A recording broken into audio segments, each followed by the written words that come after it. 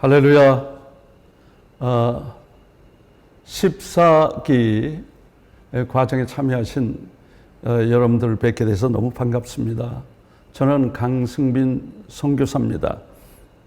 오늘 글로벌 시대 선교와 문화, 이러한 제목으로 이슬람 선교 문화 이런 차원에서 가능하면 여러 가지 말씀을 드리려고 합니다.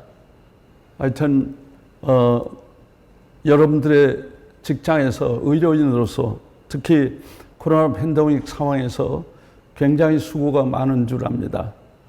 특별히 여러분들을 위해 하나님의 크신 위로와 평강이 충만하시기를 축원드립니다. 먼저 말씀 한 절 읽겠습니다. 미혹하는 자가 세상에 많이 나왔나니 이는 예수 그리스도께서 육체로 오심을 부인하는 자라. 이런 자가 미혹하는 자요 적 그리스도이니. 또 증거는 이것이니 하나님이 우리에게 영생을 주신 것과 이 생명이 그의 아들 안에 있는 그것이니 아들이 있는 자에게는 생명이 있고 하나님의 아들이 없는 자에게는 생명이 없느니라. 아멘. 이것은 이슬람의 실체를 분명하게 보여주고 있는 하나님의 계시입니다. 차차 말씀 드리려 하겠습니다. 의료인으로서 직장에서 일하고 계신 여러분들은 일터 선교사요 또 직장 선교사인 것이 분명합니다. 성경은 너희는 가서 모든 족속으로 제자를 삼으라 하셨을 때 가라는 명령은 특별히 선교나 특별한 사명을 받은 자에게만 해당되는 게 아니라 하나님의 아들 예수 그리스도께서 십자가에 죽으시고 엄청난 값을 치르시고 구원 받은 그런 우리 모두는 선교 사명을 가지고 있기 때문에 선교사인 것입니다. 저는 직장 생활을 하면서 이런 깨달음은 크지 않았고 그래서 제가 바렌에서 근무할 때 이것이 중동 선교의 교두가 되기를 원해서 동역자들과 함께 기도하면서 선교사를 한국에서 청빙을 해가지고 그분이 오시도록 하는 그런 모든 과정을 뛰어다니면서 하게 됐습니다. 그때 제가 선교에 관심을 갖게 됐고 그 일을 한 것이 이제 저희 본모임 현대그룹 크리스천 모임에 이제 알려지자 제가 대단한 사람처럼 그렇게 모범이 된다고 그래서 회장으로 모시자 이렇게 얘기를 했던 것 같아요. 그래서 총회에서 저를 회장으로 선임했다고 알려주더라고요. 저는 출장 갔다 와서 그 사실을 몰랐는데 저는 그들에게 나는 현대그룹의 영성을 대표할 만한 그런 사람이 못 돼서 할 수 없다고 얘기를 하고 그리고 그날 밤에 계속 하나님께 기도드렸습니다. 저는 그럴 만한 자격이 없습니다. 더 훌륭한 믿음의 사람이 있을 텐데 그 사람이 하도록 하십시오. 저는 너무나도 부족합니다. 그렇게 했을 때 하나님의 음성을 생생하게 듣게 됐습니다. 베드로가 너처럼 대학을 나왔더냐? 베드로가 너처럼 큰 회사의 간부더냐? 깜짝 놀래고 그냥 즉시 회개하게 됐습니다. 눈물을 펑펑 흘리면서 하나님 죄송합니다. 제가 불순종했습니다. 하나님 제가 열심히 순종하겠습니다. 그렇게 말씀드렸을 때 하나님께서는 저에게 직장 선교의 사명이 있는 것을 말씀해 주셨습니다. 너는 내 직장의 선교사니라. 내 직장이 내 선교지니라. 제가 크게 충격을 받았습니다. 직장은 우리의 선교지인데 그렇다고 하면 모든 직업인들이 그 직장에서 선교적 사명을 감당하기 위해서 복음을 전하면 한국 땅이 뒤집어지겠구나. 그 다음에 세계 선교의 마지막 주자도 될 수 있겠구나. 그런 생각을 하게 됐습니다. 이 땅에는 우리가 체험하고 있는 것처럼 흑암의 세력이, 악한 역사가 여기저기서 몰려오고 있는 그런 시대에 우리가 살고 있습니다. 우리가 대처해야 될 그런 위기적 상황이 무엇입니까? 교회를 향해서 세속화, 혼합주의 물결이 빠르게 몰려오고 있습니다. 교계도 몰려오고 있습니다. 그래서 다원주의가 판치고 있는 그런 세상입니다. 한국 교회도 엄청난 교회들이 다원주의에 빠져서 많은 영혼들을 사단에게로 끌고 가고 있는 것을 볼 수 있습니다. 이슬람화 물결이 다방면으로 은밀하게 침투하고 있고요. 그 다음에 이슬람의 급진주의 테러리즘이 지구촌 전체에 확산되고 그 세력을 키우고 또 이 큰 테러 단체들이 80개 이상 되는 테러 단체들이 연합했다고 하는 놀라운 소식을 전해 듣고 있습니다. 지구촌의 이슬람의 이민 전략으로 이슬람화가 세계 여러 곳에서, 우리나라에서도 심지어는 촉진되고 있고 무슬림 인구가 빠르게 증가하고 이제 그들이 세력화하고 있는 것을 볼 수가 있습니다. 우리도 이미 30만 가까이 무슬림이 되다 보니까 세력화되고 있고 그들이 자기네들이 일하고 있는 거기서 여러 가지 다양한 전략을 하고 있고 그 다음에 테러 자금을 그들이 헌금으로 보내고 있는 그런 것이 촉발되고 있는 상황입니다. 도대체 그러면 이슬람이란 어떤 종교입니까? 적 그리스도의 종교고 영생이 없는 종교입니다. 예수 그리스도께서 육체로 오심을 부인하는 그는 적 그리스도입니다. 많은 영혼들을 미혹하고 그래서 적 그리스도에게로 이끌고 있는 종교가 이슬람입니다. 하나님의 아들이 없고 따라서 생명도 없는 종교, 그것이 이슬람이라는 것을 우리가 꼭 기억해야 되겠습니다. 이슬람을 이해하는데 가장 중요한 것이 이슬람은 종교로서의 이슬람과 정치 세력으로서 두 가지 이슬람이 있다는 것입니다. 그래서 릴리지어스 이슬람이고 포리티컬 이슬람입니다. 사실은 그들은 정치 체제임에도 불구하고 종교의 탈을 쓰고 마치 자기네들이 종교인 것처럼 위장하고 전 세계에 자기네들 지하들을 전개하고 있는 것이 바로 이슬람이라는 것을 우리가 꼭 기억해야 되겠습니다. 그래서 이슬람은 고도의 정치, 사회, 경제, 문화, 통합 체제이지 종교만의 체제이지 않다고 하는 것을 우리가 꼭 알아두어야 되겠습니다. 이슬람의 창시자 무함마드의 생애를 잠깐 살펴보면 주 570년에 메카에서 태어났습니다. 595년에 과부 거상인 카디자와 결혼을 하게 돼서 그 가난한 총각이 팔자표가 됐고 그때부터 이제 시라 동굴이라고 하는 그 동굴 안에 들어가서 이제 금식 기도하면서 묵상하기 시작했는데 610년에 지브릴이라고 가브리엘이라고 그렇게 번역하고 있는 계시자로부터 계시의 음성을 듣게 되었습니다. 천사로 위장한 악한 영에게 사탄의 계시를 들은 것이죠. 613년에 첫 번째 포교를 시작했고 설교하기 시작했습니다. 이것 때문에 이제 많은 기독교인들로부터 핍박을 받게 됐고 그래서 622년 메디나로 도망을 갔습니다. 이것을 그들은 이슬람역의 원년으로 삼고 있습니다.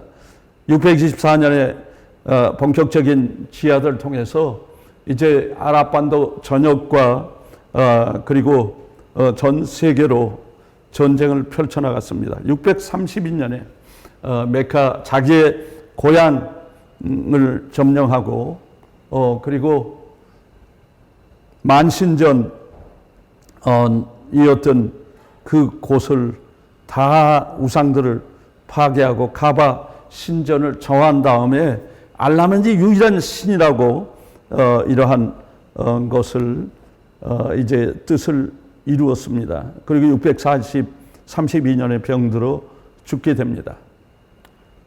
이슬람의 지하드 전쟁을 보게 되면 이것을 웨이브라고 물결이라고 부르고 있는데 1차 지하드 물결은 아랍인들에 의해서 주도된 것입니다. 그래서 632년에서 750년 그 사이에 주로 아랍 반도뿐만 아니라 이제 북아프리카 대륙 그리고 또 이제 유럽 지역까지 그리고 중앙아시아 이쪽으로 크게 진출을 하게 되었습니다. 그리고 2차 성전 지하드의 물결은 셀주크 왕조와 오스만 투르크인들 그러니까 아랍인들이 아니라 이슬람을 전파받은 그런 그 투르크인들에 의해서 1096년과 1500년 이때까지 정복 정책을 확산하고 있었습니다.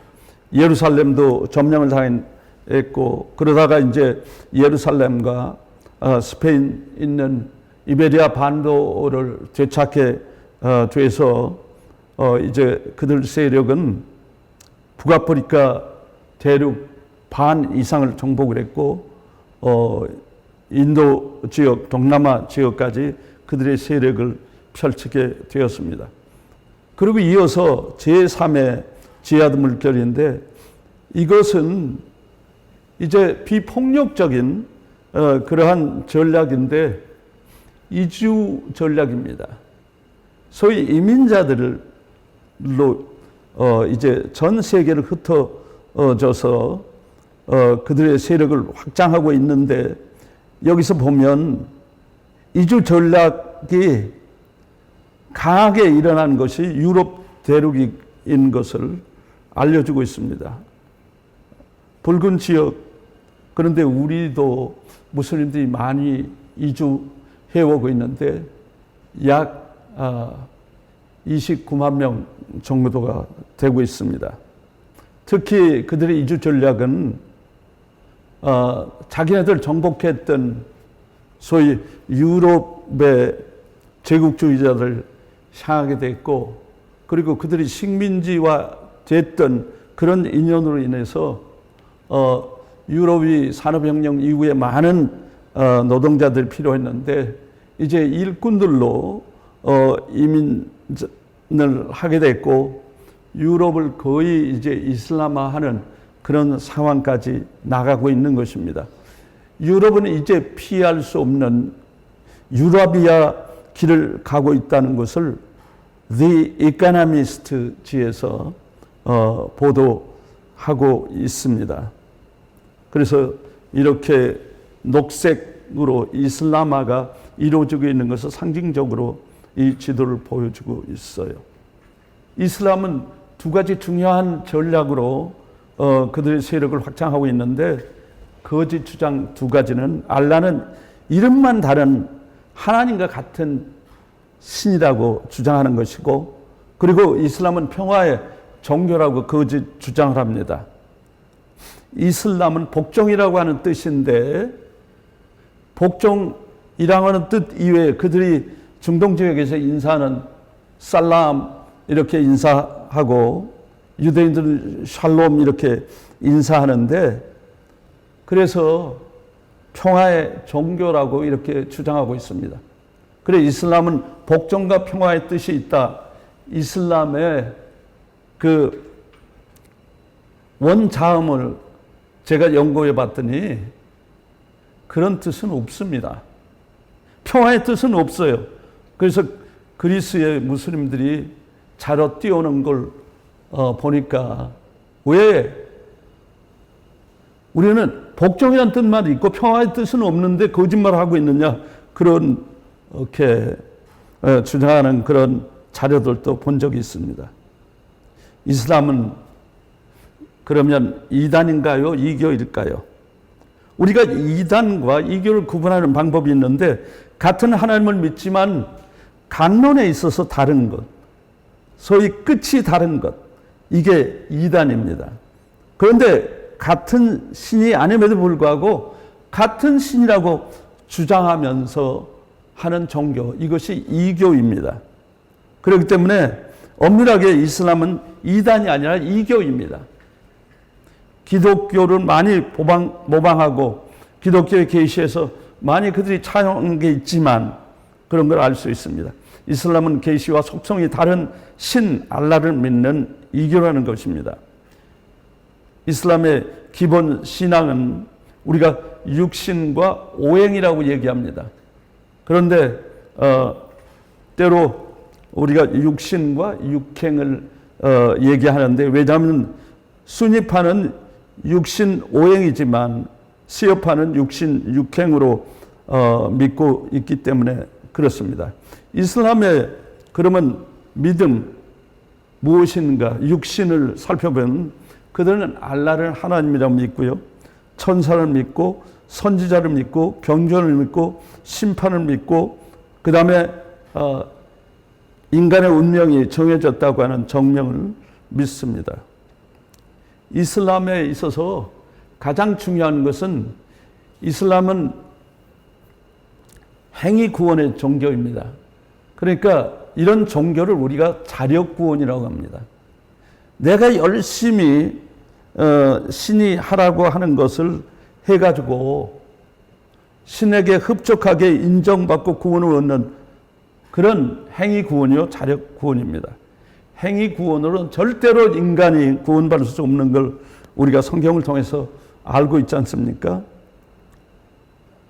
신앙 고백, 그리고 기도, 그 다음에 자선, 금식, 그 다음에 순례, 이것이 오행이고, 육행을 주장하는 사람들은 시어파 쪽에서는 지하들 포함해서 이것이 실천 강령입니다.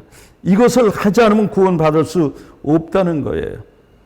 이슬람은 그래서 이와 같은 5개 또는 6개 지하드까지 포함해서 행위 기둥에 떠받쳐 존재하고 있는 그런 종교라는 것입니다. 그들은 알라를 유일신 하나님으로 믿고 있습니다. 그런데 알라는 하나님과 전혀 다른 비인격적인 신입니다. 우리 여호와 하나님은 인격적인 신이기 때문에 우리가 그분과 교통하며 그 자녀들의 사랑을 서로, 또 자녀들이 하나님을 사랑하고 하나님이 우리를 사랑하는 이런 교통함이 있고 기도를 통해서 커뮤니케이션이 가능하지만, 알라는 전혀 그런 다른 비인격적인 신이라는 것입니다. 알라는 그래서 그 정체를 알 수 없어요. 알라는 인간과 소통할 수 없는 신이고, 알라는 자신을 나타낼 수 없는 신입니다. 알라는 성경에 나타난 부성과 모성이 없는 그런 신이에요. 알라는 구속의 사랑이 없는 신입니다. 알라는 거룩과 공의 개념이 아주 희박한 신이에요. 그가 의를 주장하고 있지만 알라가 요구하는 것, 알라의 그러한 교훈에는 공의가 희박합니다. 그런데 그들은 알라가 아브라함의 하나님과 동일한 하나님이요, 그래서 기독교 하나님과 또 이슬람의 하나님이 동일한 하나님이라고 주장하고 있는데, 그의 주장의 근거는 여기서 표에서 보는 것과 같습니다. 아브라함의 하나님인데 이삭에게 전래돼서 된 종교가 유대교요, 기독교, 그리고 가하시라고 부르는 하나님이라는 것입니다.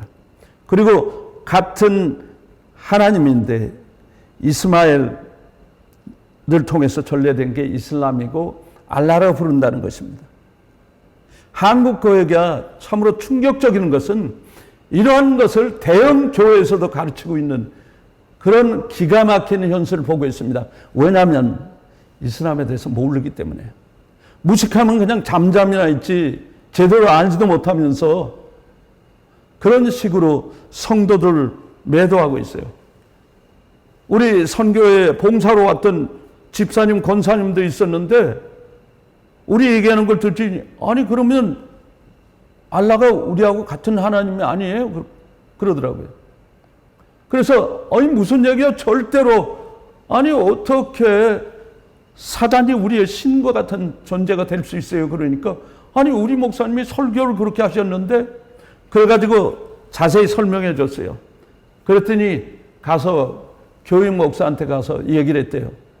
그랬더니 누가 그런 말도 안 되는 얘기를 해요 하면서 목사님이 얘기한 게 맞다고 그랬대요.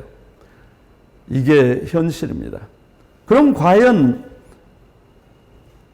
아브라함에 대해서 성경과 꾸란이 계시하고 있는 것이 일치하고 있는가? 동일한 하나님의 계시인가를 보면 알 수가 있죠. 아브라함은 원래 아브라함이 아니었어요. 아브라함에서 아브라함으로 하나님이 계명시켜 주셨어요.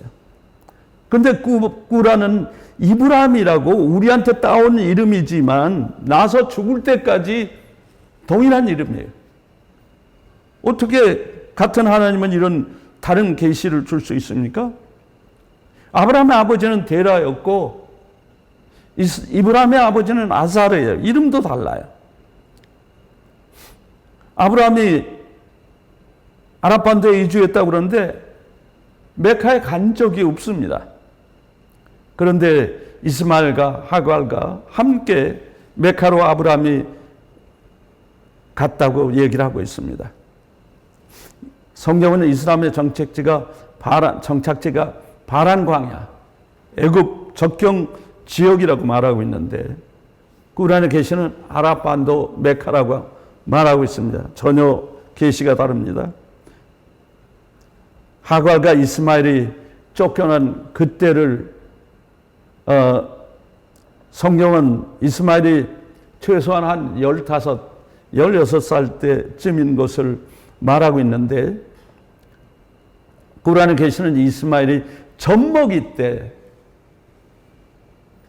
쫓겨났다고 얘기하고 있어요. 그래서 메카로 왔다는 거예요. 다른 계시는 비슷해요. 그리고 이스마엘의 아내는 성경은 애굽 여인이라고 얘기하고 있는데 꾸란은 아랍 여인이라고 말하고 있습니다. 아들을 번제물로 드린 장소를 우리 성경은 이삭을 모리아산에서 번제로 드린 곳으로 예루살렘에 있는 산을 얘기하고 있는데 꾸란은 이스마엘이 번제로 드렸고 메카에 있는 민나산에서 드렸다는 거예요. 다른 스토리는 거의 비슷합니다. 이교가 뭡니까? 무대는 동일한데 주인공이 달라요. 무대 장식이 달라요. 성전 건축, 메카의 아브라함이 이스마엘과 가장 지구상에서 최고의 거룩한 가바 신전을 만들었다고 그들이 주장하고 있어요. 그러나 우리 하나님은 솔로몬 성전을 건축할 때 인간의 마음대로 짓지 못하도록 했습니다. 모든 사양, 모든 스펙을 다 알려주셨어요. 아주 자세하게 알려주셨습니다. 심지어는 실의 색깔까지도 정해주셨어요. 재료까지도 어떤 걸 사용해야 된다는 것을 알려주셨습니다. 그런데 메카에서 지네들 멋대로 지을 수 있고 그것이 최고의 거룩한 성전이라고요? 기가 막힌 거짓말입니다. 어찌 아브라함의 하나님으로 동일한 하나님이라고 얘기할 수 있겠습니까? 무하바트의 존재에 대해서, 창시자에 대해서 이름이 그가 어떤 배경에서 난 자인 것을 알려주고 있습니다. 그의 풀네임은 모하메드 빈 압둘라입니다. 그 뜻은 빈은 누구누구의 아들이라고 하는 뜻이기 때문에 빈 또는 이븐이라고 쓰고 있는데 압둘라 아버지의 아들 모함mad이라고 하는 것이 그의 이름입니다. 그래서 제 이름이 승빈강, 명함을 주면 강 씨의 아들 승이구나, 승이 이름이구나. 그래서 미스터 승, 미스터 승. 그래가지고 제가 늘 우리는 다르다 그렇게 제대로 설명해주고 그런 적이 있었습니다. 바레인 국왕을 제가 만난 적이 있었는데 압둘라 빈 하마드 빈 이사 알 칼리파라고 하는 사람이었어요. 그런데 그는 할아버지 이름에다가 아버지 이름에다가 자기 이름 압둘라를 붙여서 긴 이름을 가지고 있었어요. 모하메드 아버지가 압둘라인데 무슨 뜻입니까? 압드 플러스 알라란 말이죠. 이미 모하메드 아버지 압둘라는 모하메드이 태어나기 전에 죽은 사람이에요. 그는 카바 신전에서 일했던 사람이에요. 그 신전 지킴이나 마찬가지였어요. 근데 그 당시는 이 모하메드의 가족 신이었던 그게 알라 신이었는데 이게 달신이었습니다. 문가. 그래서 달신 알라의 종, 압드, 서번트라는 뜻입니다. 그래서 그때는 이슬람도 없었는데 알라의 종이라고 하는 거, 아버지였다고 하는 게 웃기지 않습니까? 왜냐하면 알라라고 하는 신이 원래 달신이었는데 달신을 차용하는 거예요. 기가 막힌 일입니다. 그래서 이렇게 초승달 모습을 많이들 하고 있습니다.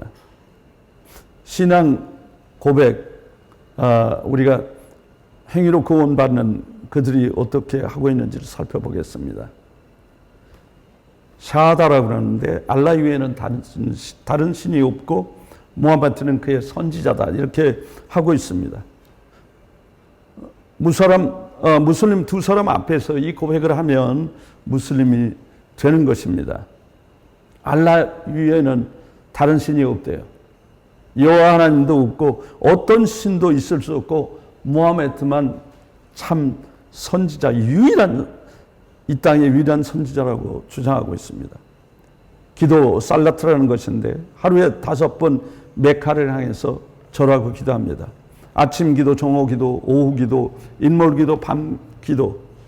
매 기도할 때마다 알라를 17번 부르고 신앙 고백을 하게 됩니다. 그런데 이렇게 기도하고 있는데 그 앞을 당나귀가 지나가거나 개가 지나가거나 또는 여자가 지나가면 다 무효가 됩니다. 그래서 처음부터 다시 해야 되는 거예요. 기가 막힙니다. 그들은 유럽에서 자기네들 세를 과시하기 위해서 이렇게 바닥에서 절을 하면서 자기네들 형식의 예배를 드리고 있는 모습을 볼 수 있습니다. 이슬람은 반기독교적인 계시로 가득한 종교입니다. 첫째로 예수님의 십자가의 죽으심을 부인합니다. 마리아의 아들이며 알라의 선지자 예수를 우리가 살해하였다라고 그들 유대인들이 주장하더라. 그러나 그들은 그를 살해하지 아니하였고 십자가에 못 박지 아니했으며 그와 같은 형상을 만들었을 뿐이라. 그들의 거짓말은 십자가에 예수님이 달리셨을 때 그의 얼굴을 다른 사람의 얼굴로 바꿔버리고 다른 사람이 대신 십자가에 죽었고 예수님은 피신시켜서 승천하게 만들어서 알라가 자기의 선지자를 그렇게 보호했다고 사기를 치고 있습니다. 기가 막힌 일이죠. 그래서 그들에게 그러면 예수의 얼굴로 바뀐 그 자가 누구냐? 그러면 가롯 유다라고 얘기도 하고 그 다음에 또 구레네 시몬이라고 이렇게 전통적으로 얘기를 하고 있습니다. 그런데 알라는 십자가의 속임수를 행한 자신을 가장 훌륭한 계획이었다라고 그래서 스스로 훌륭한 최고의 계획자라고 계시하고 있습니다. 저들이 음모를 꾸미나 알라는 이에 대한 방책을 세우셨으니 알라는 가장 훌륭한 계획자이십니다. 가장 훌륭한 계획자, 영어로는 영어 꾸란에는 베스트 플래너라고 하고 있고 베스트 스키머, 최고의 계획자 또는 최고의 음모자라고 그렇게 표현하고 있습니다. 여기서 계획자라고 하는 단어는 아랍어인데 마크르인데 동사 마카라에서 온 말이에요. 속이다. 그 다음에 기만하다. 이런 아랍어 사전에 마카라는 이 뜻밖에 없습니다. 꾸란 아랍어 원전대로 번역한다면 가장 훌륭한 속이는 자라는 그런 의미가 됩니다. 최고의 사기꾼이라는 것이죠. 알라는 성경에 나오는 거짓의 아비에 해당하는 최고의 속이는 자. 참 제가 그래서 꾸란 다른 번역본이 있는가를 38개로 번역된 영어 버전을 다 찾아봤더니 모하메드 아흐메시라고 하는 사람이 유일하게 아랍어 원전대로 그대로 제대로 번역한 걸 보았습니다. 제가 우리나라 말로 번역을 했는데 저들이 속임으로 알라도 속이시니 알라는 최고의 속이는 자이시라. 기가 막힌 거 아닙니까? 스스로 사기꾼이라고 그렇게 번역을 하고 그렇기 때문에 그의 경전에는 그렇게 많은 거짓말을 담고 있는 것입니다. 알라 자신이 사기친 사건이 십자가 사건임을 자랑하고 있는 것입니다. 그러나 알라는 최고의 계획자가 아니라 최고의 기만자일 뿐입니다. 놀라운 것은 요한복음 10장 10절에 도적이 오는 것은 도적질하고 죽이고 멸망시키려는 것 뿐이라고 말씀하고 있습니다. 그러나 주님은 양으로 생명을 얻게 하고 더 풍성히 얻게 하려 하는 것이라. 그래서 도적, 살인자, 멸망자 이렇게 비유하면서 예수님은 생명을 얻기 위해서 오셨다고 말씀합니다. 이슬람권에서 많은 무슬림들의 생명을 도적질해간 이 도적, 그것이 알라이고 그런 많은 사람들을 죽이고 멸망시키는 길로 이끌고 있다고 하는 것을 우리가 알아야 됩니다. 이슬람은 예수님의 신성을 부인합니다. 알라는 흙으로 그를 비춰 그에게 말씀하시니 있어라 그리하여 그가 있었노라. 이렇게 꾸란에서 계시하고 있습니다. 기가 막힌 일이죠. 꾸란은 예수님이 동정녀 마리아, 그들이 얘기하는 마리암에게서 나왔다고 계속 예수는 인간 마리아에서 낳은 자라고 하는 것을 계속 반복해서 얘기하고 있어요. 하나님의 아들이라는 것을 그들이 알고 있기 때문에 계시의 마리아의 아들 예수, 마리아의 아들 예수, 인간의 태에서 난 예수에 대해서 계속 말하고 있는데 그런데 엉뚱하게 이런 구절도 있다는 거예요. 아니 마리아에게 낳았다가 하다가 아담같이 흙으로 빚어 말씀으로 빚어된 존재라고 얘기하는 이런 난센스를 가지고 있습니다. 그래서 꾸란을 읽다 보면 너무 짜증나요. 막 앞에서 한 얘기, 뒤에서 한 얘기가 다르고 앞에서 한 얘기를 또 뒤에서 취소하고 기가 막혀. 또 삼위일체를 부인합니다. 삼위일체설을 말하지 말라. 너희에게 복이 되리라. 실로 알라는 단 한 분이시니 그분에게는 아들이 있을 수 없느니라. 삼위일체 기독교를 겨냥하고 있습니다. 예수님의 신성을 부인하기 위해서 삼위일체를 부인합니다. 우리가 아무리 성부, 성자, 성령 이런 세 위격으로 한 분 하나님을 뜻하는 거라고 삼위일체를 말해도 그런 성부, 성자, 마리아 이렇게 삼신을 믿는 다신교라고 그렇게 이해하고 듣기를 거부하는 것입니다. 예수님의 모하메드의 길을 예비하기 위해서 온 선지자라고 주장하고 있습니다. 마리아의 아들 예수, 마리아의 아들 예수가 이렇게 반복적으로 얘기한다고 그랬죠. 강조하고 있습니다. 오 이스라엘의 자손이여, 참으로 나는 알라께서 너희에게 보낸 메신저니라. 나보다 먼저 내려진 율법을 실현시키고 나보다 나중에 아흐마다라고 하는 이름의 메신저가 올 것이라는 기쁜 소식을 전하기 위해서 왔노라고 말한 것을 기억하라. 자기는 단순히 메신저로 왔다는 거예요. 그래서 알라가 나를 이 땅에 메신저로 보내서 구약의 율법을 확인시키고 앞으로 또 메신저가 올 것이라는 기쁜 소식을 전하기 위해서 왔다는 거예요. 앞으로 올 메신저 누구? 아흐메드. 모하메드의 이름입니다. 아흐메드는. 모하메드, 아흐메드 똑같이 같이 불러요. 동일한 의미예요. 그런데 아흐메드는 찬송받을 자의 찬송받을 자라고 하는 뜻입니다. 아흐메드가 어떻게 찬양받을 자가 될 수 있습니까? 이슬람에서는 요한복음 14장, 15장, 16장에 나오는 보혜사는 헬라어로 아흐메드라고 하는 뜻인데 이게 페리클리토스라는 헬라어라는 거예요. 기독교에서는 파라클레토스라고 해서 보혜사, 이 스펠을 기독교에서 엉망으로 바꿔버려 가지고 페리클리토스라고 사기쳤다는 것입니다. 모하메드가 성경에서 예언된 보혜사라고 계분을 주장하고 있는 것이 이슬람입니다. 그런데 이사야서 43장 21절에 뭐라고 말씀합니까?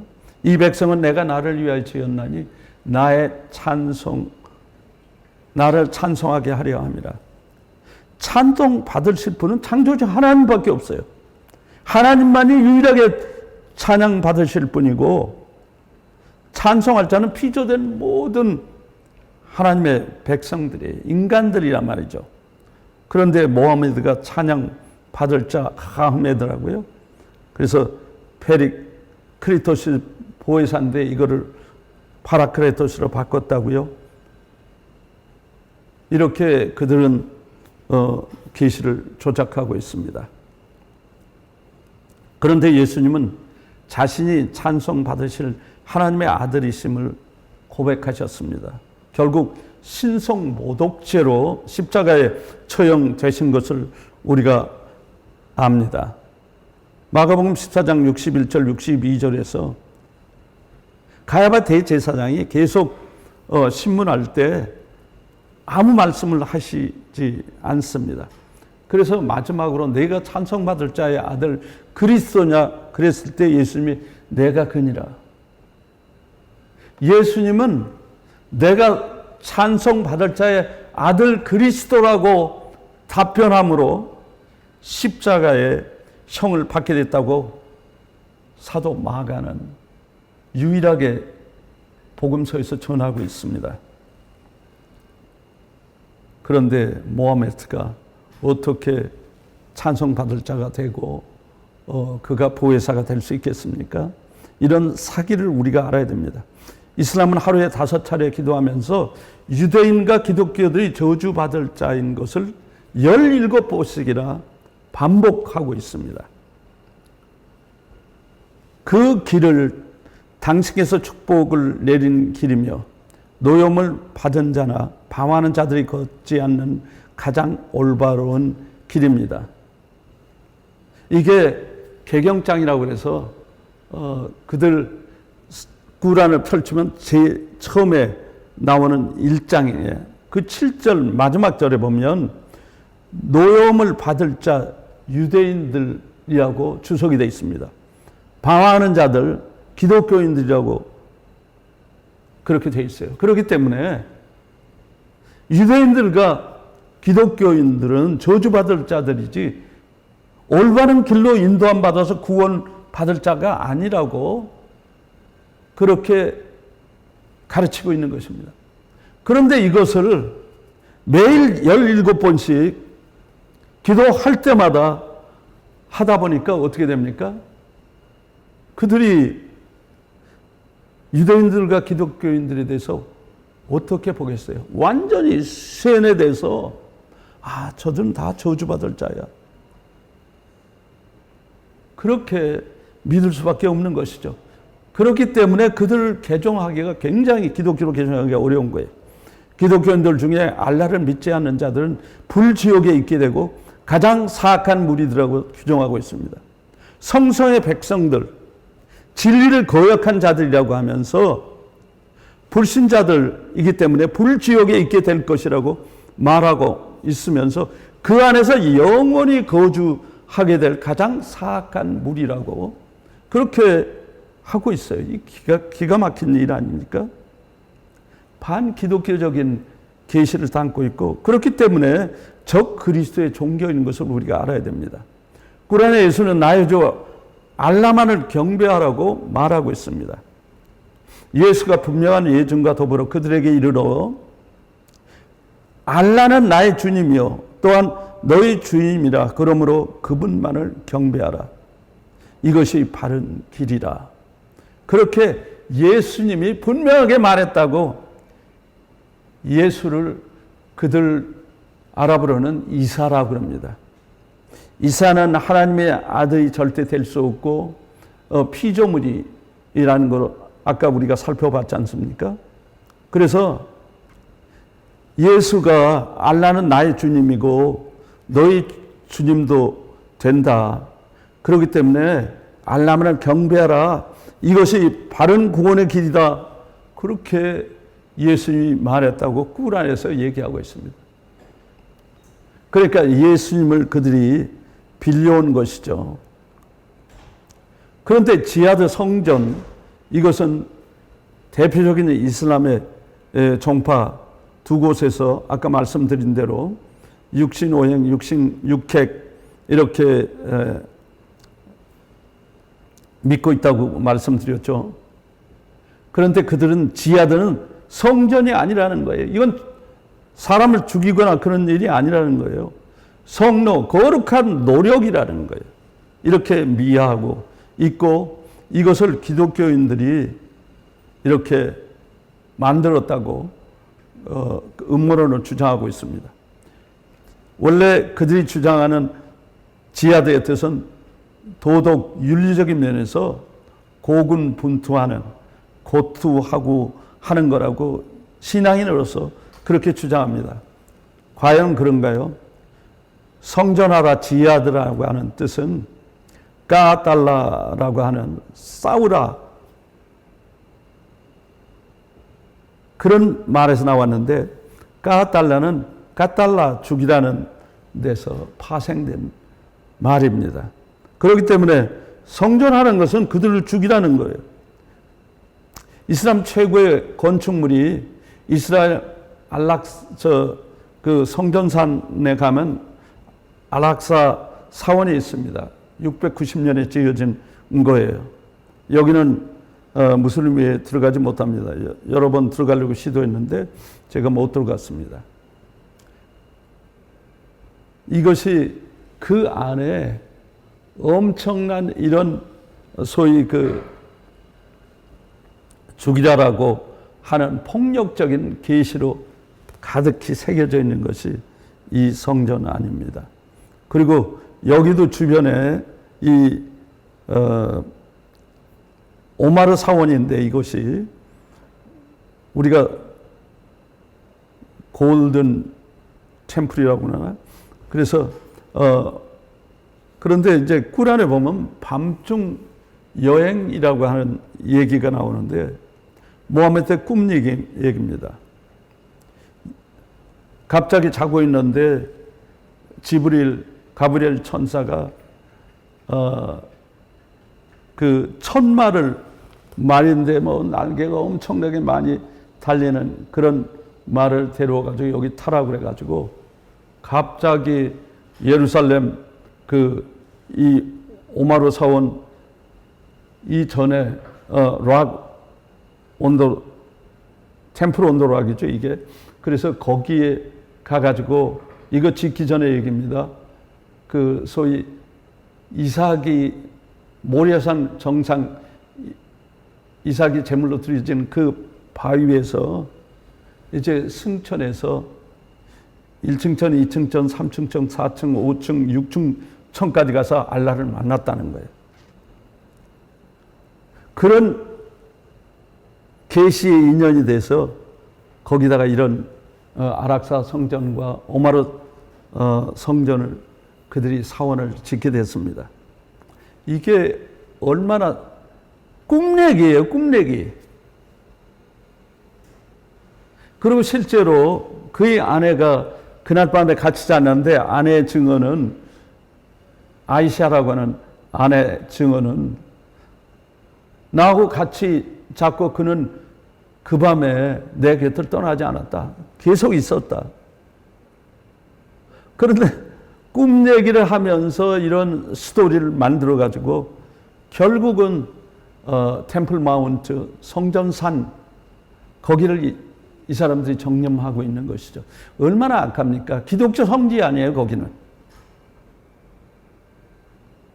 그래서 여기 보면 그냥 전부 아랍어로 폭력적인 그런 경전이 게시되어 있는 것을 볼 수가 있습니다. 이슬람이 평화의 종교가 아님을 꾸란이 증거하고 있습니다.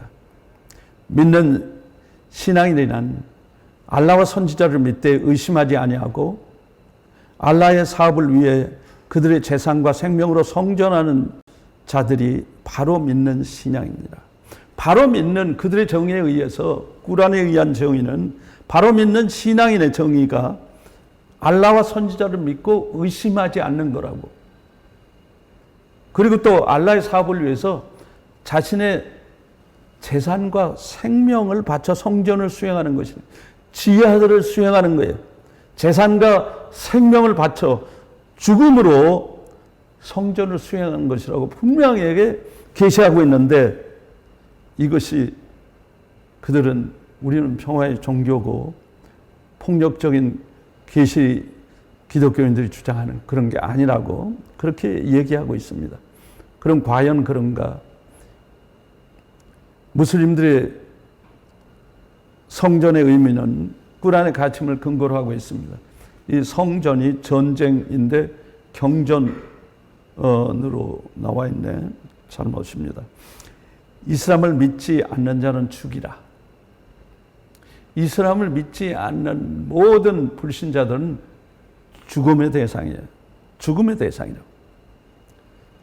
박해가 없어질 때까지, 그리고 종교가 온전히 알라만을 위한 것일 때까지 그들과 싸우라. 지하드의 종교입니다. 그래서 칼의 계시라고 우리가 부르고 있는데, 이 8장 39절을 칼의 계시들이 여러 개가 있습니다. 한 손에는 칼, 다른 손에는 꾸란이 난 그런 얘기가 여기서 나온 거예요. 그런데 그들은 기독교인들이 만들어낸 것이고 자기네들은 평화의 종교라고 그렇게 주장하고, 그래서 이슬람 바로 알게, 어린이들을 위한 이슬람 바로 알게 거기에서 이것을 계속 강조하고 있습니다. 꾸란은 폭력적인 구절이 164개나 있습니다. 164개. 조엘 나젠이라고 하는 선교사가 이 연구에서 발표한 것인데, 내가 불신자들의 심장부에 테러를 가하리라. 그들의 목을 자르고 그들의 손가락을 자르리라. 이것이 원전을 직역한 영어 꾸란의 것인데, 우리 한국의 의미의 꾸란, 최영길 명지대 교수가 번역한 꾸란은 이렇게 되어 있습니다. 그들의 목을 때리고 그들 각자의 손가락을 때리라. 우리 같으면 성경을 마음대로 이렇게 멋대로 번역하면 저주를 받을 두려움에 쌓이게 될 텐데, 이들은 오히려 사키아의 그런 교리가 있어서 거짓으로 위장을 하고 미화시키는 거예요.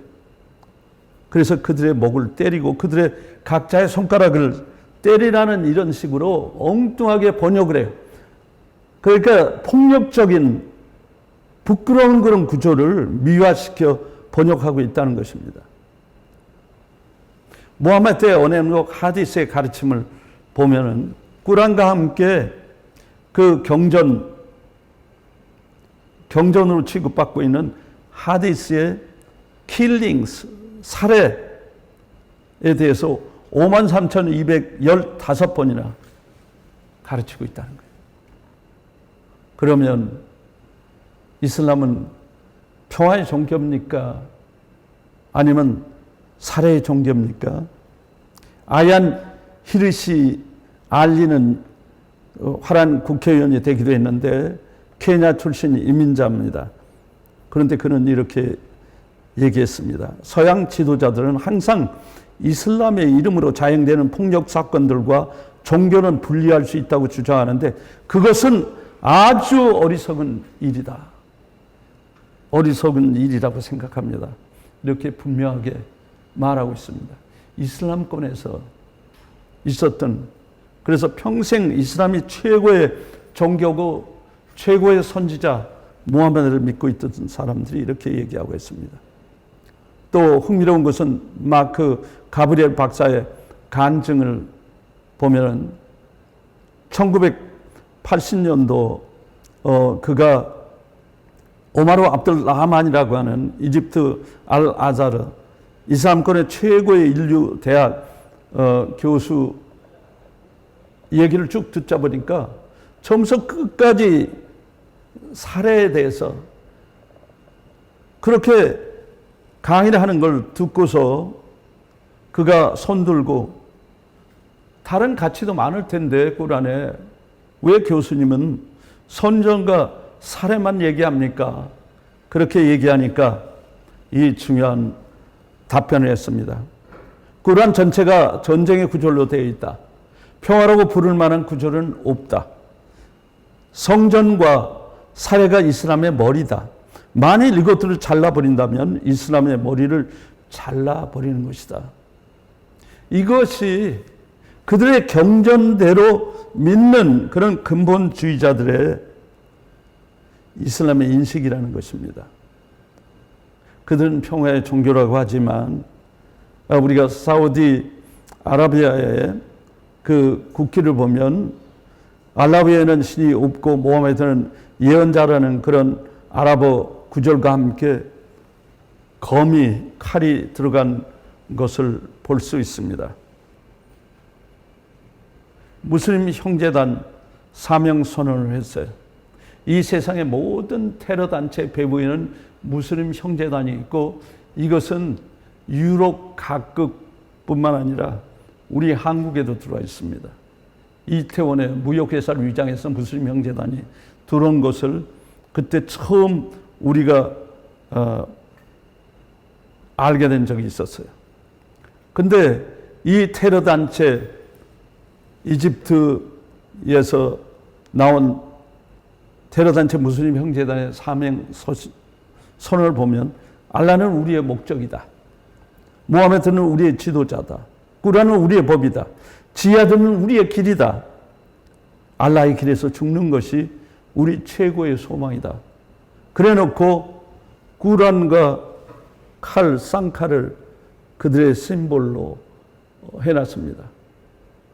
가장 최고로 잘 믿는다고 자부하고 지하드의 전선에서 최일선에서 활약하고 전 세계 이슬람화를 꿈꾸고 전략을 펼치고 있는 무슬림 형제단, 그들이 꾸란과 검을 이렇게 표시하고 있는데 아니라고요? 아까 우리가 사우디 국기를 봐도 검이 있지 않습니까? 그런데 지금은 IS가 폐퇴하긴 했지만 IS가 없어진 건 아닙니다. 나라를 일단 재건을 했지만 그 전사들까지 제거된 건 아닙니다. 전부 유럽으로 귀국했고 미국으로 귀국했고 자기가 온 나라로 전부 귀국해 있어요. 전 세계에 흩어져 있다는 거죠. IS 국가 하나로 있었을 때보다 더 위험한 상황이 되고 있습니다. 근데 당시 IS의 홍보지 다비크라는 걸 보니까 이런 그림을 그려놓고 이런 말을 표지로 삼았어요. 이슬람은 칼의 종교이지 평화의 종교가 아니다. 자기네들도 소위 이슬람 국가를 세워서 이슬람 초대 칼리프 국가를 다시 한번 구현하고, 그리고 칼리프가 이끄는 그러한 새로운 시대를 꿈꾸고 있는 그들이 칼의 종교이지 평화의 종교가 아니라고 분명하게 말하고 있습니다. 이것이 꾸준히 말하고 있는 거예요. 기독교가 어떤 종교냐 하는 것을 알기 위해서는 성경이 무엇을 말하고 있느냐 하는 것을 얘기해야 되고, 또 이슬람의 어떤 종교인가는 꾸란이 무엇을 말하고 무엇을 가르치느냐 그것을 가지고 얘기해야지, 그가 전 세계적으로 매스컴을 통해서 홍보하고 거짓말하고 있는 걸 듣고 이슬람은 그들도 종교고 그들도 선행을 강조하고 그렇게 하고 있는데 그들 종교도 추구하고 있는 선이 있고 그럴 것인데 왜 이슬람에 대해서 대적하고 경계하는 얘기만 하느냐, 이렇게 하는 사람들이 있어요. 참 순진한 사람들이라는 거죠. 이슬람을 알고 대응을 할 수 있어야죠. 왜 그렇게 유럽에서 수많은 테러가 있었습니까? 왜 지금도 테러가 있는 곳은, 수없이 테러가 일어나고 나이지리아, 저는 나이지리아 목사님과 함께 매주 중보기도 모임을 합니다. 이슬람권을 향해서. 그리고 한국의 많은 이슬람이 도모하고 있는 전략들을 모니터링을 하면서 대적하는 기도를 하고 있는데, 이슬람을 제대로 알아야 된다는 것이죠. 그런데 우리나라 사람들이 정말 한국 기독교가 이슬람을 제대로 알고 있는가? 이슬람과 기독교는 같은 신을 믿는다고 우리나라 기독교인의 24.3%가 2008년 국민일보 통계조사에서 그렇게 답변하고 있습니다. 기가 막힌 일이죠. 같은 신을 믿는다는 거예요. 이제 이슬람이 어떤 종교인가를 우리가 기억하면서 이슬람 문화를 이해한다고 하면 그들에게 보다 가까이 나갈 수 있겠습니다. 소위 문화란 무엇입니까? 하도 문화 하지만 우리가 그 정의를 한번 살펴볼 필요가 있습니다. 미국 트리니티 신학교 선교학 그리고 문화인류학 교수였고 선교 대학원장도 했던, 지금은 돌아가신 분인데 폴 히버트라고 하는 교수는 이렇게 정의했습니다. 인간이 생각하고 느끼고 행동하는 바를 조직하고 체계화하는 일단의 사람들에 의하여 공유된 사상, 감정, 가치 그리고 행동에 통합된 체계이다. 간단하게 얘기하면 인간의 삶을 실현하는 다양한 생활 양식이라고 그렇게 보면 될 거예요. 다양한 문화 양식이 우리 주변에도 엄청나게 많이 있습니다. 정치 문화, 전통 문화, 연극 문화, 영상 문화, 의료 문화, 음식 문화, 교통 문화, 도시 문화, 성문화, 낙서 문화까지, 요즘에는 화장실 문화까지 등장하고 있는 이런 다양한 문화의 양식들이 있는 것이죠. 그런데 이슬람의 문화는 어떤 특징을 가지고 있습니다. 첫째는 7세기의 베두인 문화를 바탕으로 하고 있어요. 그들의 사고방식과 역사적인 전통을 지키려고 하는 문화가 있고, 21세기 현대 글로벌 문화 양식을 그래서 거부를 하는 거예요. 그래서 그들의 옷도 옛날 7세기 그 복식을 그대로 하고 있는 것이죠. 무하마드의 언행과 사상을 최고의 모범으로 지켜 행하고 있습니다. 7세기 사람 그 사람의 문화, 언행, 사상, 그가 지켰던 문화, 최고의 모범으로 행하고 있다는 것이죠. 그리고 남성 중심의 문화와 전통을 고수한다는 것이죠. 여성 인권이 제대로 존중받지 못하고 있는 문화도 우리가 기억할 필요가 있습니다. 이슬람 율법이 모든 삶의 영역을 지배하고 있는 것이 그들의 문화의 특징입니다. 그들은 과거가 현재를 지배하는 그런 삶의 형식, 이것이 무슬림들의 삶입니다. 과거에 집착하는 사고방식이 아랍인들의 지방 문화였는데 무함메드가 그 베두인 문화, 그것을 차용한 것입니다. 아라비아 문화의 유명한 개념은 과거를 부르는 함성이에요. 그러니까 그들은 항상 과거 속에 살아서 과거의 문화 속에 지금도 과거의 문화를 잊고 살고 있는 것이죠. 서구적 사고방식은 무엇입니까? 과거는 과거대로 묻어두자. Let bygones be bygones라는 말을 저도 좋아하는데, 과거가 현재를 지배하는 무슬림들의 삶을 보면 카바 신전에 360개 우상을 숭배하던 아랍인들이 모하메드가 와서 메카를 정복하고 이슬람 이전부터 행하는 모든 순례 의식을 다 차용했어요. 사실은 많은 그 이단들의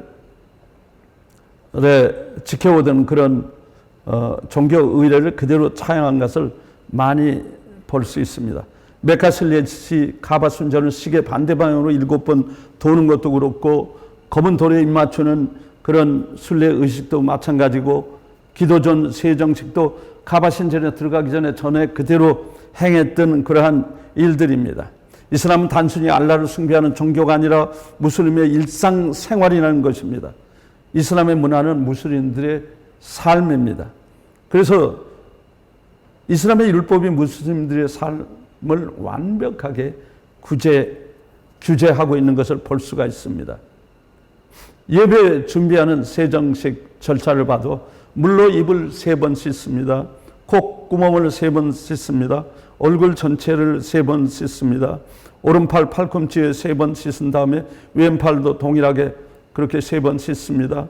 젖은 손으로 머리 전체 일부를 1번 씻고, 젖은 손가락으로 양쪽 콧구멍을 씻고, 엄지 손가락으로 귓바퀴를 씻습니다. 젖은 손으로 목 주위를 씻습니다.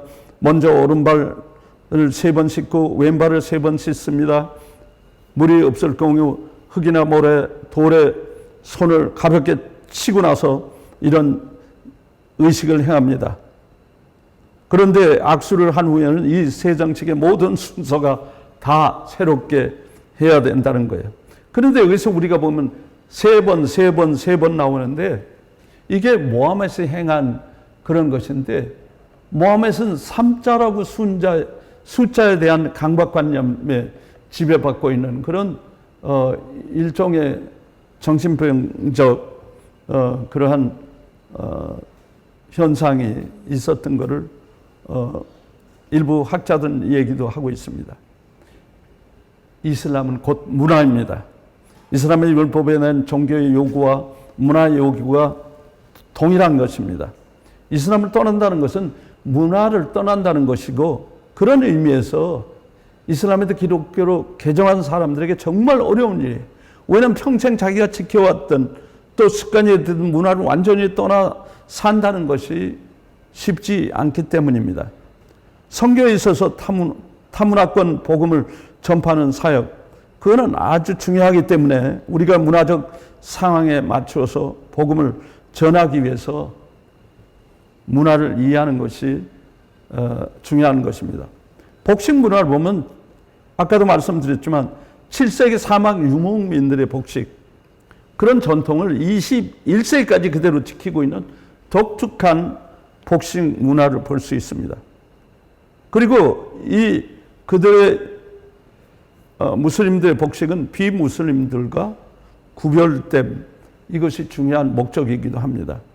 이런 다양한 부르카나 리카프, 그 다음에 히잡, 차도르, 이러한 형식의 여성 복식도 있고 이런 식으로 하고 있는데, 그러다 보니까 기념사진 이런 거 보면 참 넌센스예요. 이게 자기 일가족 여자들 부인 1, 2, 3호 부인인지 하여튼 딸과 같이 찍은 사진 같은데 어떤 의미가 있겠습니까? 미스 사우디아라비아 진선미에서 진선미가 서서 찍었어요. 어떤 기준으로 진선미를 택했는지 모르겠어요. 사우디 의대생들 졸업 기념 사진을 보면서 이들 영혼이 얼마나 어둠에서 이렇게 갇혀 있는가 하는 것을 우리가 알 수 있지 않겠습니까? 가슴이 막히죠. 이런 것을 자연스럽게 습관화해서 살고 있어요.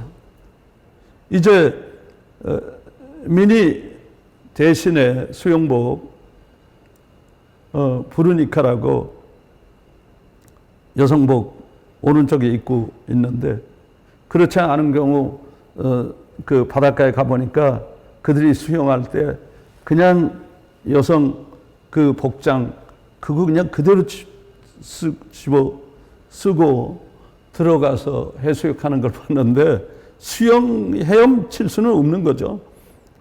그런데 이렇게 또 여성 수영복이 나왔습니다. 새로운 문화죠. 이런 멋도 부리고요.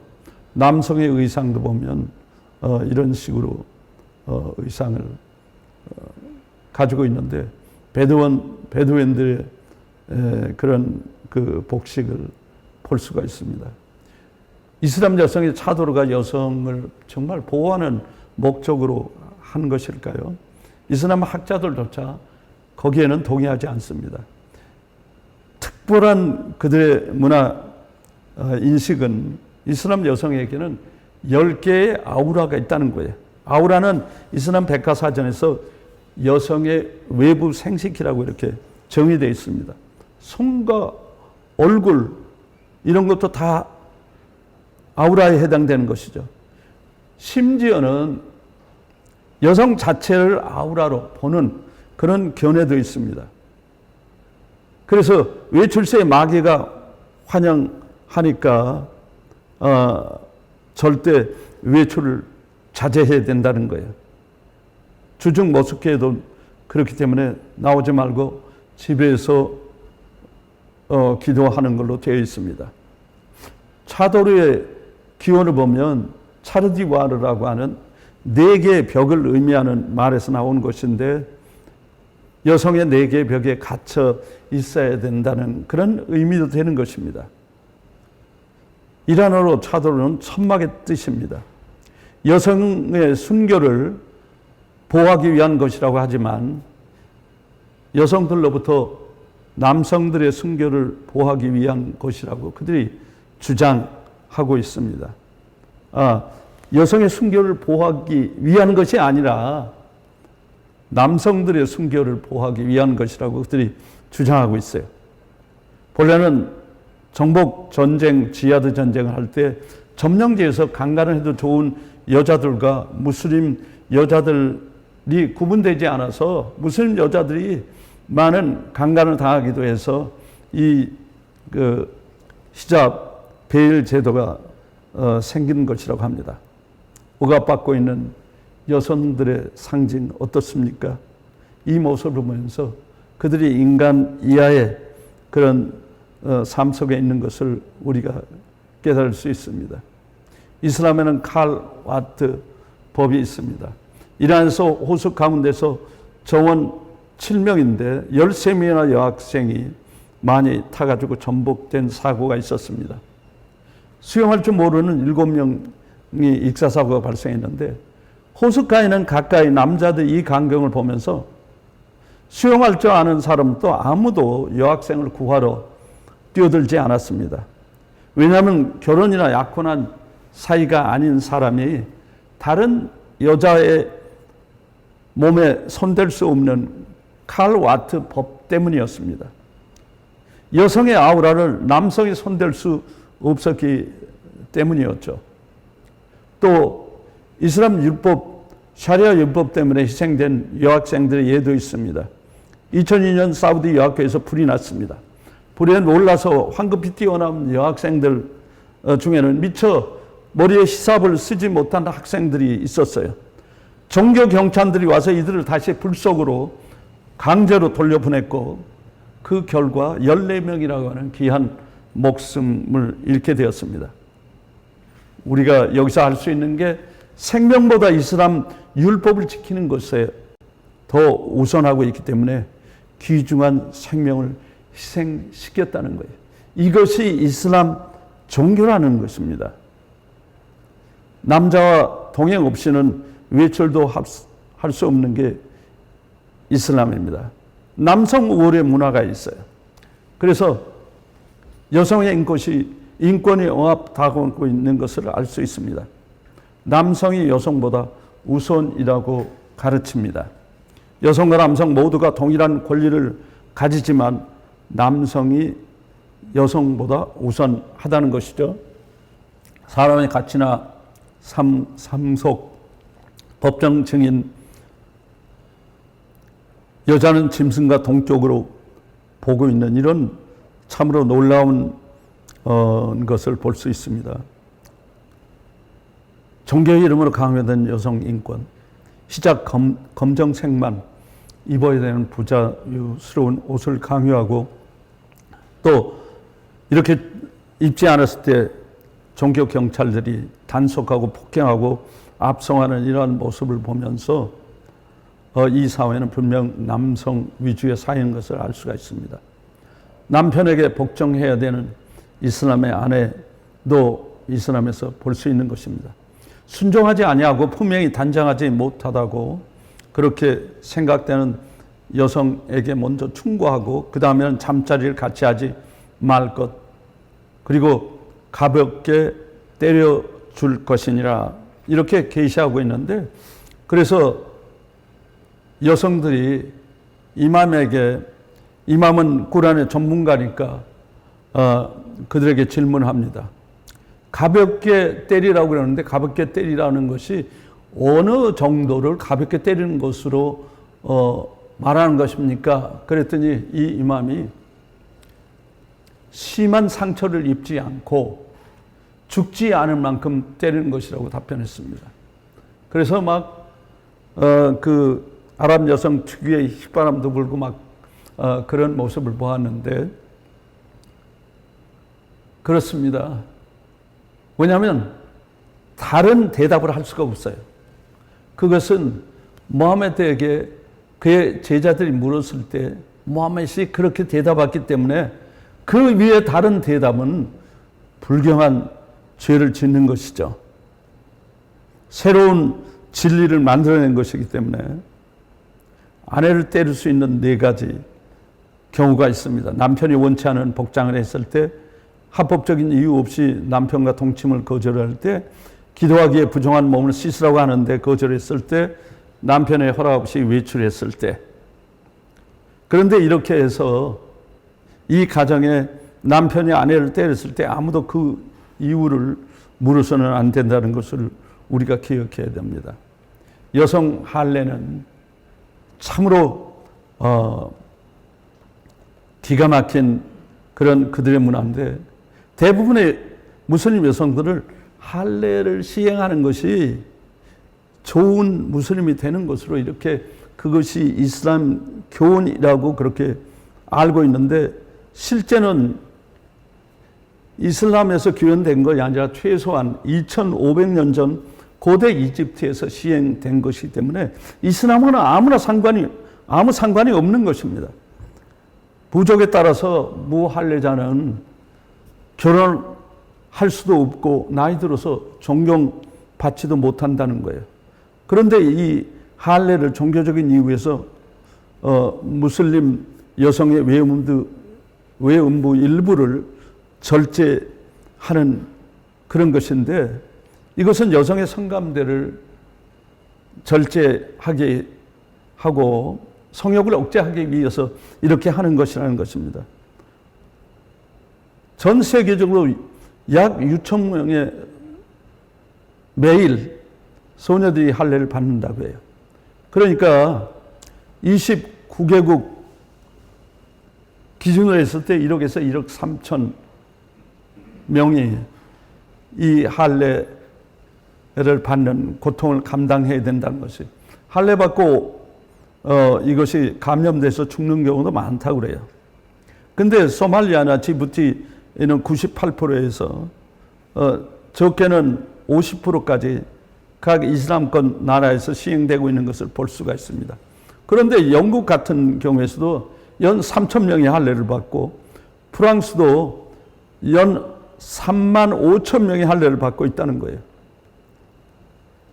통상 할머니와 어머니가 시술하고 있는데 비위생적이죠. 서구에서도 이걸 불법적으로 이런 것이 행해진다고 합니다. 그래서 캠페인을 하고 있는데도 계속 이런 일들이 일어나고 있는 것이죠. 체면 문화가 있습니다. 유목사회의 전통적인 의식 가운데 가장 중요한 것입니다. 집단적 명예의식, 유목사회를 지탱하는 원동력이 이 체면인데, 남성은 자신의 부인과 딸의 가정을 지키는 것이 명예를 지키는 것이라고 그렇게 생각하고 있습니다. 여성이 성적 순결을 더럽힌 경우에는 죽어야 할 만큼 불명예가 되는 것으로 그렇게 믿고 있어요. 그래서 명예살인이 이슬람권에 흔히 일어나고 있고, 심지어는 영국이나 독일, 프랑스 이권에서도 유럽 국가에서도 행해지고 있다는 거예요.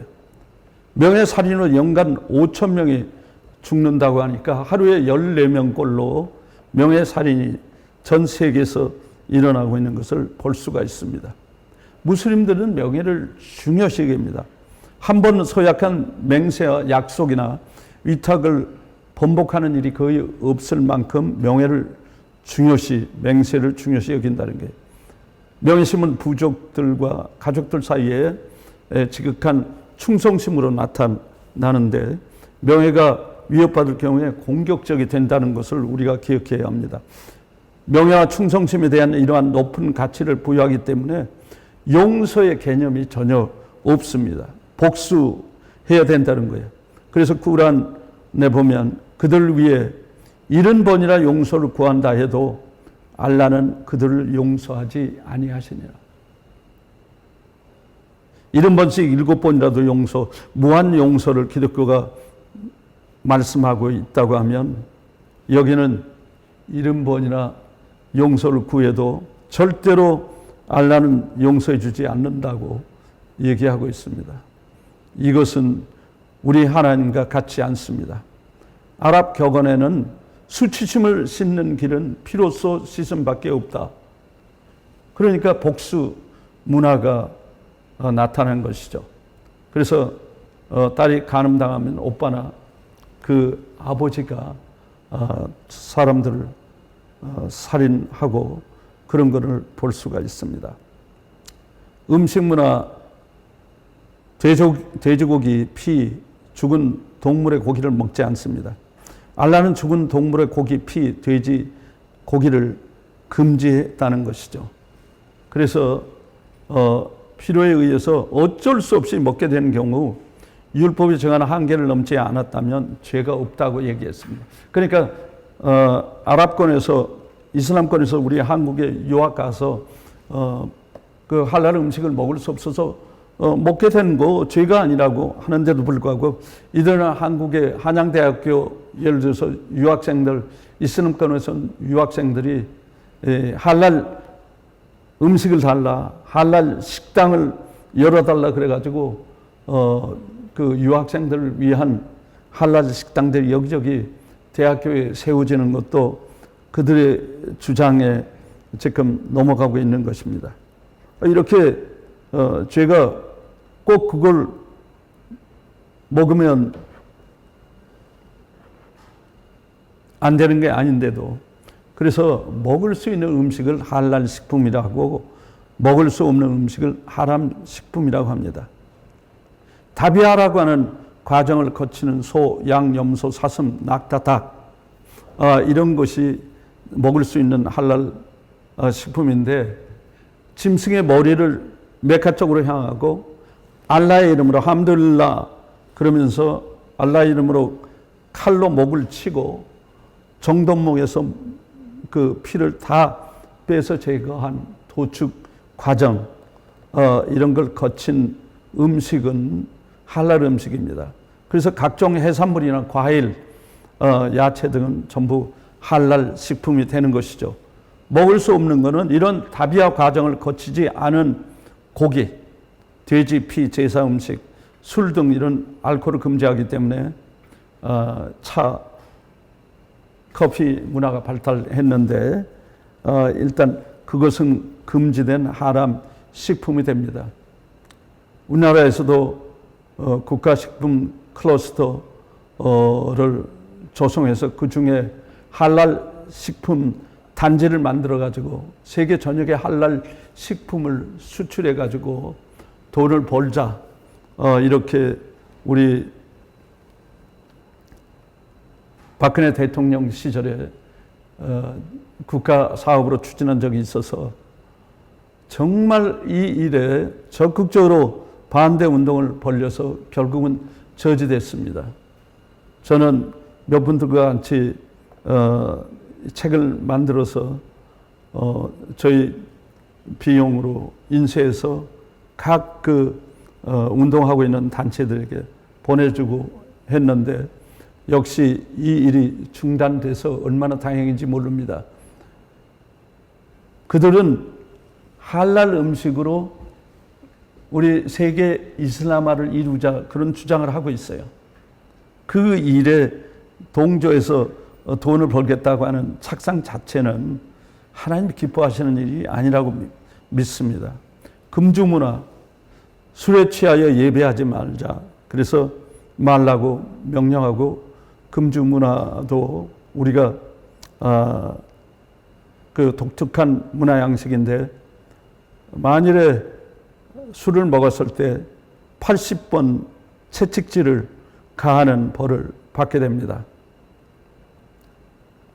반유대 반기독교 문화, 아까 말씀에서 우리가 반기독교 말씀에서 볼 수 있었던 것처럼 이거를 계속 17번씩이나 되뇌이다 보니까 평생 유대인과 기독교인들에 의해서 반감을 갖게 되고 또 저주받은 백성들이라고 생각하게 되고 저들과 같이 안아야 되겠다고 하는 그런 수혜를 받았기 때문에 거기에다가 십자군에 대한 뿌리 깊은 증오심 때문에 그렇게 저들이 반유대 반기독교 문화를 고수하고 있는 것을 우리가 알게 됩니다.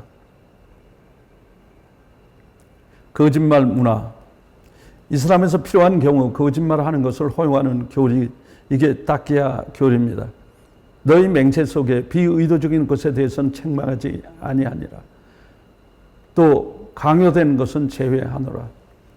만일에 이슬람의 선교사가 한국에 포교자가 들어와서 강요를 받아서 기독교 믿겠다고 고백했다든지 이런 의도적이지 않은 것은 책망하지 않는다, 용서한다, 이런 식으로 계시하고 있고, 또 그들의 계시 자체가 이런 많은 소위 거짓말을 반복해서 하는 계시이기 때문에 그들이 거짓말을 많이 하고 있다는 거예요. 그래서 우리가 특히 현장에서 그들이 복음 전할 때는 조심할 필요가 있습니다. 그러면 이슬람과 우리 기독교와 같은 타 종교가 공존할 수 있겠는가? 기독교인들과 유대인들을 제한 그런 비무슬림들은 이교도들이라고 그들이 비난합니다. 그렇기 때문에 또 소위 목을 잘라서 죽여야 될 대상들이기 때문에 절대로 공존하기가 어렵죠. 이슬람은 무슬림들에게 기독교인들, 유대인들과는 친구가 될 수 없다고 가르치기 때문에 정말 우리가 그들과 함께 할 수는 없는 것입니다. 우리는 그리스도의 사랑으로 그들에게 다가가지만 그들이 왜 이렇게 적 그리스도적으로 또 우리를 그토록 경계하는 것인가 하는 것을 이런 문화 속에서 우리가 이해할 수 있겠습니다. 무슬림들의 생활 율법을 보면 참 너무나 많은 것들이 있습니다. 제가 거기에 전부 쉬운 한 개 소개해 놓고 있는데 이번에 이제 제가 그 원고를 작성하면서 소위 그 유럽 이슬람화에 대해서 우리가 알고 교훈 삼아야 될 것들, 그 다음에 많은 것들을 기록해 놨습니다.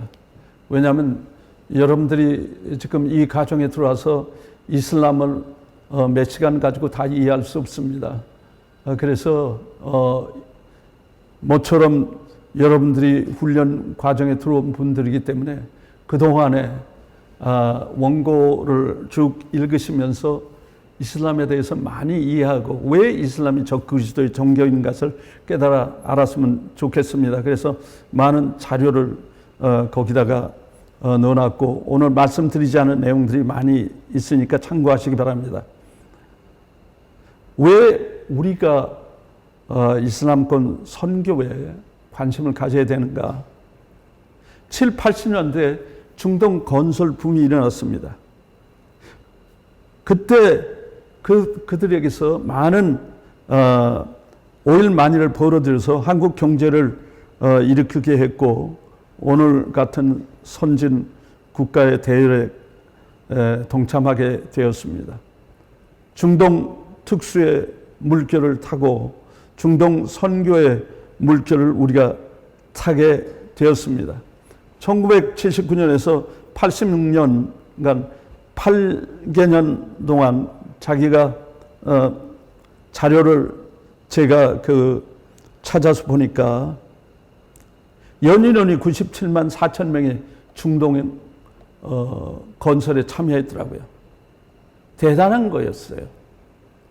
왜 하나님이 우리를 이슬람권 정탐꾼으로 그렇게 보내셔서 그들과 함께 일하고 그 문화에 적응하고 그들을 우리 눈으로 직접 삶에서 체험하고 보게 하셨을까? 하나님이 우연히 그러시지는 않았을 거라는 거예요. 특별히 왜 한국이었는가 하는 점에 있어서 우리가 정말 하나님이 우리에게 하신 역사를 되돌아봐야 된다고 생각합니다. 1986년도에 세계 250대 기업이 수주한 총액이 2,360억이었어요. 그런데 한국 건설업체가 수주한 것이 중동 시장에서만 나온 건설 수주액이 프로젝트가 160억 달러였는데 그중에 85% 130억을 한국 업체들이 수주했다는 거예요. 이거는 완전히 독식한 것입니다. 세계 250대 기업 중에 한국 건설회사가 24개 회사나 포함됐을 만큼 대단한 역사였습니다. 현대가 24억으로 13위를 차지했고 한양도 11억 수주했고 27위 정도. 그래서 24개 회사, 이만큼 많은 회사들이 중동에서 엄청난 외화를 벌어들이게 되었습니다. 그래서 오일 많이 입금이 급증하게 된 거예요. 그러니까 외화가 너무 많아지니까 그때는 요즘처럼 우리가 외화 계정을 가질 수 있고 외화를 가질 수 있는 시대가 아니어서 외화 통제를 했던 시대이기 때문에 전부 하나로만 한국은행에서 돈을 바꿔주다 보니까 외환 인플레라고 하는 기현상이 발생하게 된 거예요. 그래서 모든 기업체에 공문을 보내가지고 제발 해외에 있는 은행에다 다 예치하고 한국은 그 최소한의 것만 들여오라고 하는 그런 그 정부 당국에서 공문도 온 것을 보기도 했습니다. 즐거운 비명이었죠. 왜 하나님이 이토록 엄청나게 한국 건설회사를 통해서 한국에 엄청난 경제적인 부를 주셨는가? 우연히? 그렇지 않아요. 하나님 뜻이 계셨죠. 그런데 이슬람권, 특히 우리를 보냈던 그 이슬람권의 상황은 선교학자 랄프 윈터 박사에 의하면 매시브 오미션이라고 극심한 소홀인 거예요. 모든 다른 곳은 선교사를 다 파송하면서 거기는 아주 대량 생략해버렸다 하는 그런 의미예요. 그것이 이슬람권 선교였습니다. 중보기도 사역자 신디 제이콥스는 2008년도에 한국에 들어와서 이렇게 말했습니다. 이 시대의 이슬람 선교는 한국 교회에게 맡긴 사명이다. 저는 아멘 그랬어요. 왜냐하면 저는 중동맨이었고 또 이슬람권에 갔고 또 무슬림 선교를 하고 있는 사람이기 때문에 더욱더 저는 그걸 이미 깨달아 알고 있었기 때문에 아멘 했습니다. 한국 교회는 어떤 사명이 있는가? 우리가 잘 아는 예수 전도단 창설자이신 로렌 커밍햄 목사의 예언은 하나님의 손이 남한과 북한에 임했다. 통일 한국에서 수많은 선교사들이 일어나는 것을 보게 될 것이다. 전통 선교사와 문화 선교사뿐 아니라 인터넷 선교사가 일어나게 될 것이고 그 중심에 한국이 서게 될 것이다. 앞으로는 지금은 우리가 보형처럼 일단 그들 나라에 일일이 가가지고 선교하다가 잘못해서 그들에게 탄론하게 되면 순교해야 되는 이런 상황도 벌어지고 많은 핍박을 받게 되는데 사실 공중전으로 임하면 IT 강국인 한국 사람들이 공중전으로 하게 되면 그들의 그 이슬람권의 높은 장벽을 넘어서 그들에게 복음을 전할 수 있다는 거예요. 여러분들이 하실 수 있다는 것입니다. 세계적인 선교 지도자들 다 제가 한번 만난 적이 있었습니다. 선교대회 때 제가 픽업하고 그들과 여러 시간 교제를 하면서 토마스 왕, 빌 브라이트, 로버트 콜만, 그런데 그들의 한결같은 얘기는 한국 교회가 하나님이 요구하는 시대적 사명에 순종해야 되고 감당해야 된다는 것이었습니다. 감사합니다. 앞으로 특히 이슬람 선교에 대해서 많은 관심을 가지고 기도해 주시고 또 원하시면 이 일에 함께 동역하기를 원합니다. 수고하셨습니다. 감사합니다.